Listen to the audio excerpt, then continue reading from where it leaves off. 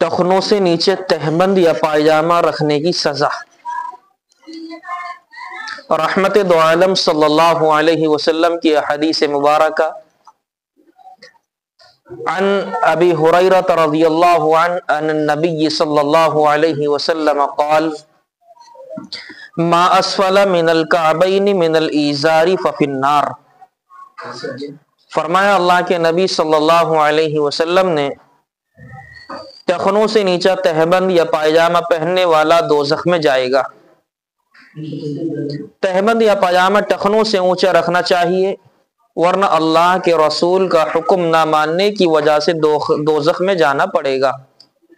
ये एक ऐसा डराने वाला हुक्म है कि उसको सुन लेने के बाद मुसलमानों को चाहिए कि टखनों से नीचा तहबंद और पायजामा ना रखें।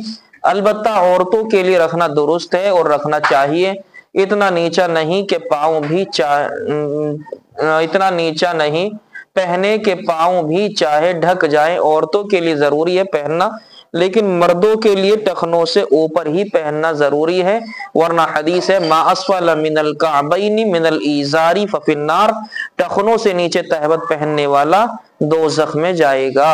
अस्सलामु अलैकुम व रहमतुल्लाहि व बरकातुहू।